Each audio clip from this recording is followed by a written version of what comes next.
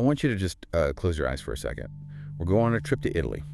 It's 2009. Okay. Specifically, we're standing on the muddy banks of San Rafino Lake.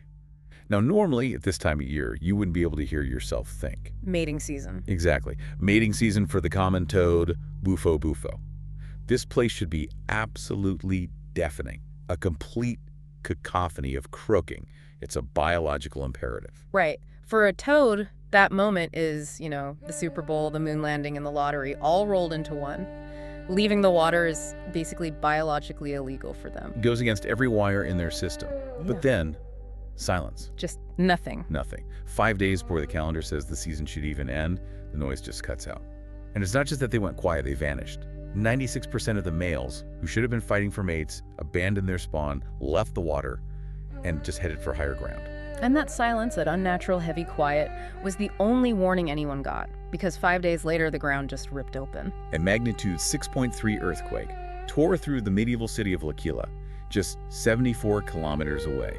The toads knew, or at least they felt something we didn't. They didn't even come back until the aftershock stopped. It gives you chills, doesn't it? It really does, that feeling that nature just held its breath. Yeah. Welcome, listeners, to another My Mind MashUps Deep Dive, where we unravel mysteries, spark curiosity, and make sense of complex ideas together. Today, we're looking at that exact feeling. We're asking a big question. Is this a sixth sense? Are animals psychic prophets? Or are they just, biological radios tuned into a frequency we've forgotten how to hear? It's such a crucial distinction, isn't it? We love to romanticize this as magic, the wise animal gazing into the future. But when you peel back the layers and look at the actual data, it's not magic. It's biology and physics colliding in ways we are only just starting to map out. Before we jump in, don't forget to like, share, and subscribe if you enjoy content that makes you think. So let's unpack this. Because when we talk about animals and disasters, everyone's mind goes to one specific event. The 2004 Indian Ocean tsunami. The Boxing Day tsunami, yes. It's usually ground zero for this discussion. It's the event that really brought this whole idea into the mainstream consciousness. We've all heard the stories. I remember seeing them on the news so vividly. The wave is coming, and suddenly elephants are ripping their chains to run for the hills. Dogs refusing to go for walks, flamingos abandoning low-lying areas. Yes, it feels like a Hollywood movie script. The animals knew the villain was coming before the hero did. It does make for a great story. And those anecdotes are powerful. They stick with us because, well, we want to believe in that mystical connection. But here is where we have to be the buzzkills of science for just a second. Okay. You have to separate the myth from the timeline. Go ahead, burst the bubble. What does the hard data actually say about those elephants? So researchers went back and looked at the tracking data. Specifically, there was a study on satellite-collared elephants in Sri Lanka.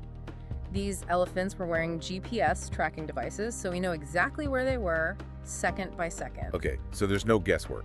None. And if the sixth sense theory held up, if they magically knew the future, you'd expect them to start moving hours before the disaster. Right. If they were psychic, they'd be halfway up the mountain enjoying a snack by the time the water arrived. Exactly. But the data showed something different. They didn't move hours before, they moved pretty much when the wave hit, or just as the noise of the rushing water became audible to them. So they were reacting to immediate sensory input. Precisely. They weren't predicting the future, they were reacting to the present, just very, very quickly. They have better hearing, they're more attuned to vibration, so maybe they got a 60-second head start, but they didn't have a crystal ball. So the elephants weren't prophets, they were just observant. Extremely observant. That's Yeah. actually a bit disappointing. But I guess it makes more sense. However, I recall reading that there was a group on that day that did predict the tsunami. And it wasn't the animals, it was humans. Yes. This is one of the most incredible parts of that tragedy. The death toll was horrific, about 230,000 people. But on Simeulue Island in Indonesia, which was very close to the epicenter, the statistics were just baffling. Baffling how? Out of 70,000 residents on that island, only 7 died. 7. 7. Compare that to the total devastation just miles away. And they didn't have high-tech sirens or satellite warnings. They had a song. A song, like a nursery rhyme. An oral tradition, really. They call it smong. It's a story passed down through generations, basically designed to survive as a data packet in the cultural memory.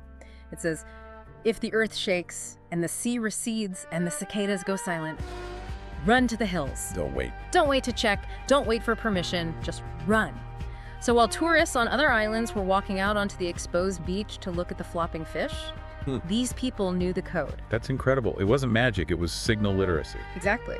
They knew how to read the physical cues of the planet because their ancestors had encoded that data into their culture. We used to have this software installed too. We've just let the subscription lapse. Yeah, we stopped paying attention.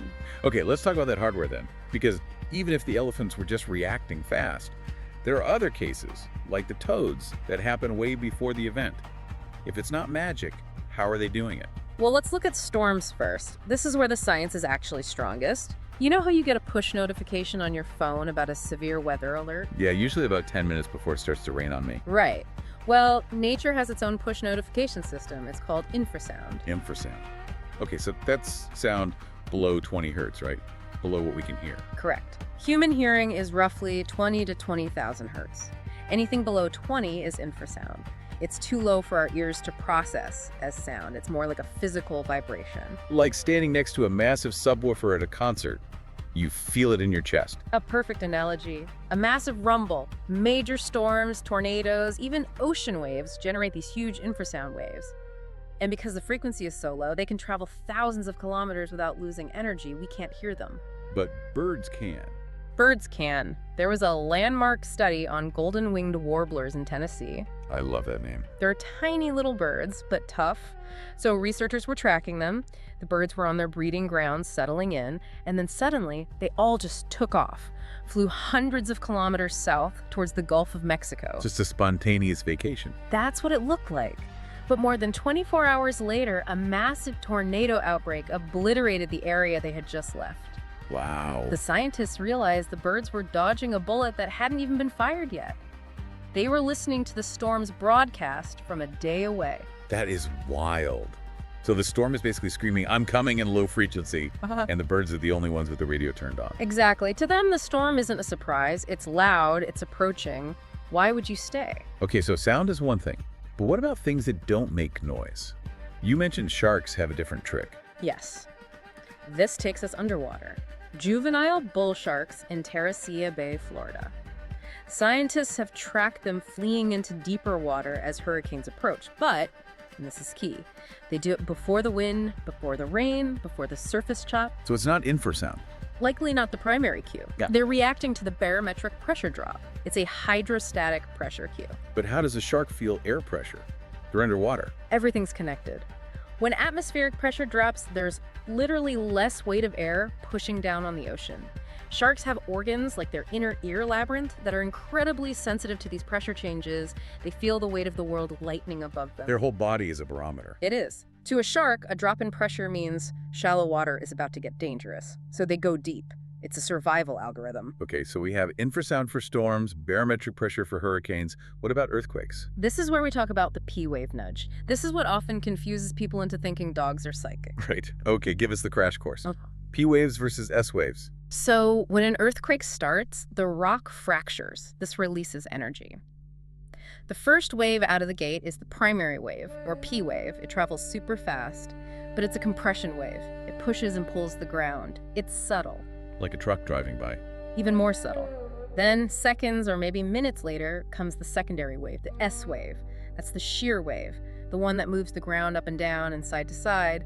That's the one that knocks buildings down. So the P wave is the lightning, and the S wave is the thunder. That's a great analogy, except the P wave hits you physically. Now, humans are generally numb to this, but a dog lying on the floor, they feel that P wave instantly. So the dog feels a jolt, gets scared, runs under the table. 10 seconds later, the house starts shaking. And to the owner, it looks like the dog predicted the quake. In reality, the dog just got shoved by the earth and we were too numb to feel it. Not predicting the future, just reacting to the very, very beginning of the event. Exactly. It's a reaction time advantage. If this is resonating, hit that subscribe button so you don't miss the next deep dive. Okay, I'm with you on the storms and the P waves. That's physics. But I want to circle back to the start. The toads. The toads? You said they left 5 days before the earthquake. A P wave doesn't happen 5 days early. If the rock hasn't broken, there's no wave. So how on earth did the toads know?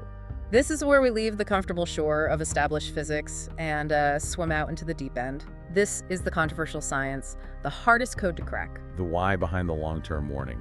Right, because rocks don't usually scream before they break. Or do they? There was a fascinating study by the Max Planck Institute in northern Italy. They put sensors on farm animals, cows, sheep, dogs, in an earthquake-prone zone. So they have a massive data set of cow steps. Millions of data points. And when they overlaid that with seismic activity, they found a pattern. The animals showed significantly higher activity. They were restless, agitated, up to 20 hours before an earthquake struck. 20 hours is a massive lead time. That's enough to evacuate a city. It is, but here's the catch. They detected the signal much clearer when the animals were in a stable restricted compared to when they were out in a pasture. That's interesting. Why would being indoors make the signal clearer? It implies they were feeling something in the immediate environment that made them anxious because they couldn't get away from it. Inside, they were trapped with the sensation. So what were they feeling? What does a rock do 20 hours before it breaks? One leading theory is something called positive holes. Positive holes. That sounds abstract. It's solid-state physics. Imagine the rock deep underground, stress is building up, squeezing the crystals. When you squeeze certain rocks really hard, you can activate these electronic charge carriers. Like squeezing a battery until it leaks. Sort of. These charge carriers can flow through the rock to the surface, and when they hit the air, they ionize it. The air literally gets electrically charged. No way. Yes. And we know from medical studies that high concentrations of these positive ions can cause what's called serotonin syndrome, agitation, confusion, headaches. Wait, so the cows aren't predicting an earthquake. They're just feeling incredibly staticky and stressed out because the air itself has changed. Essentially, yes. It's like wearing a wool sweater in a dryer while having a migraine. You'd be agitated too. That is wild. And it's not just ions. Fracturing rock might release radon gas. Or, and this is a big one for birds, the stress might cause magnetic disruptions. We know birds have cryptochromes in their eyes that let them visualize magnetic fields. Like a heads-up display. Kind of. If the tectonic stress works the local magnetic field, their internal compass might start spinning. They might leave simply because the map doesn't look right anymore. Mind-blowing. The Earth is screaming in electricity and magnetism and we're just walking around oblivious. But wait, I have to be the skeptic again.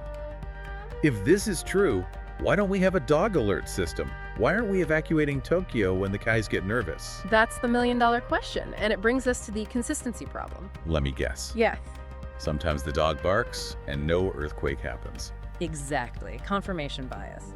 We remember the one time the dog barked before the quake. We forget the 1,000 times the dog barked at a delivery truck, a squirrel, or a ghost only they can see. Right. My dog barks at the wind. I wouldn't want to base national security on his judgment. And the data backs you up.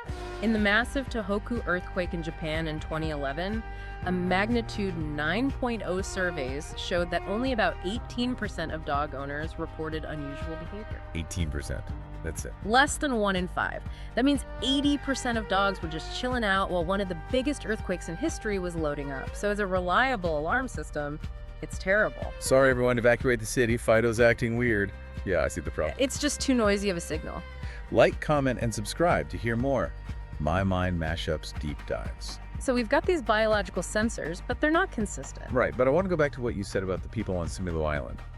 We used to be better at this, didn't we? We definitely did. This is the philosophical pivot of the whole topic. Yeah. There's this concept called relational ecology. Relational ecology. Unpack that for us. It's seeing nature not as a resource, but as a conversation to participate in. In Vanuatu, the indigenous people read the reef.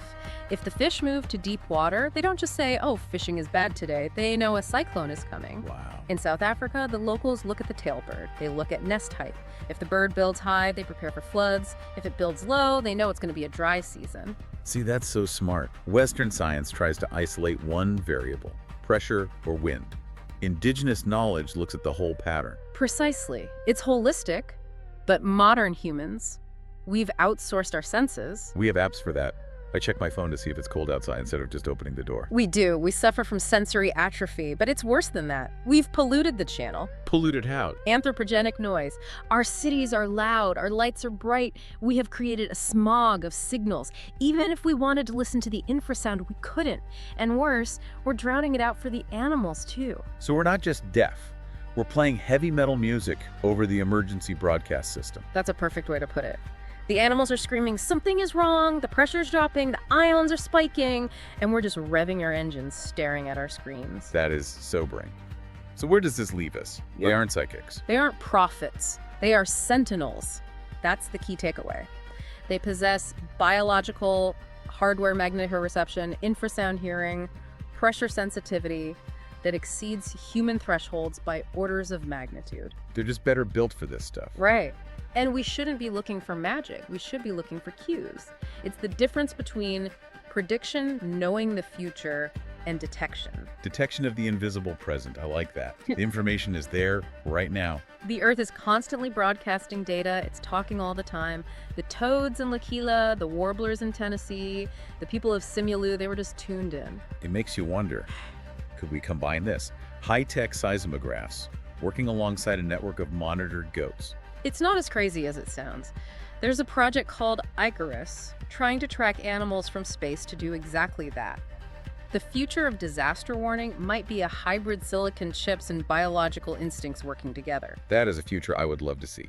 Here's a final thought for you to chew on. We spend billions building better sensors, better AI, to predict the next disaster. But the most sophisticated sensors on the planet have been evolving for millions of years, and they are literally running around in our backyards. The question isn't whether the signal exists, it's whether we are too distracted to tune back in. Beautifully said. Find My Mind mashups everywhere you listen. Amazon Music, Audible, Facebook, Pocket Casts, Spotify, TikTok, and YouTube. And drop your thoughts in the comments. Your perspective could shape our next deep dive. Thanks for listening. Stay curious.